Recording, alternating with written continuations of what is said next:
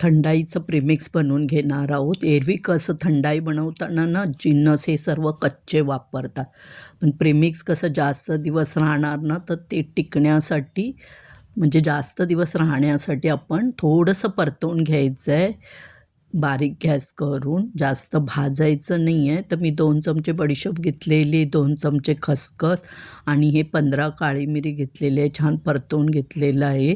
2 चमचे खरबूजच्या बिया घेतलेल्या आहेत, त्याही छान परतवून घेतलेल्या आहेत. अर्धा कप काजू घेतलेला आहे, अर्धा कप पिस्ता आणि अर्धा कप बदाम घेतलेला आहे. हेही छान परतवून घ्यायचं आहे. आता हे गार करून घ्यायचं आणि मग मिक्सरला बारीक करायचं आहे. मी पहिल्यांदा बडीशोप, काळी मिरी आणि खसखस आणि त्याच्यामध्ये अर्धा चमचा वेलची आणि जायफळची पूड घालून बारीक करून घेणार आहे. त्याच्यानंतर मग मी खरबूजच्या बिया आणि पिस्ता बारीक करून घेणार आहे. इथे आता झालेलं आहे, काढून घेऊया. आता बदाम बारीक करणार आहोत आणि त्याच्यानंतर सगळ्यात शेवटी काजू बारीक करणार आहोत. बारीक करताना एकदम डायरेक्ट मिक्सरचं हे फिरवून ठेवू नका बटन. ऑन ऑफ मोडवर असं ठेवा, जेणेकरून ते व्यवस्थित होईल आणि जाडसर झालं तरी काही हरकत नाही आहे.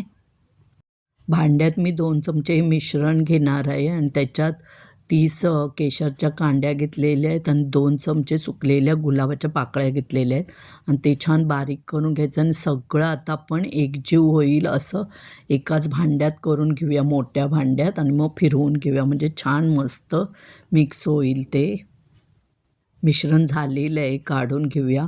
हवाबंद बरणीमध्ये भरून ठेवायचं मिश्रण आणि ते तुम्ही फ्रीजमध्ये ठेवून कधीही त्याची थंडाई करून पिऊ शकता. मिक्सरच्या भांड्यात 2 चमचे प्रीमिक्स घ्यायचं आहे. 1.5 चमचे मी साखर घेतलेलं आहे. साखर तुम्ही तुमच्या आवडीप्रमाणे घ्या आणि अगदी अर्धी वाटी दूध घ्यायचं आहे आणि मस्तपैकी फिरवून घ्यायचं आहे मिक्सरला बारीक करून.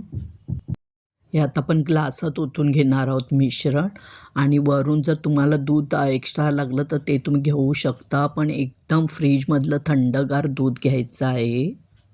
अशी थंडाई बनवून बघा, छान होते. आवडली तर लाईक करा, शेअर करा, सबस्क्राईब करा, फॉलो करा, कमेंट करा. मस्तच.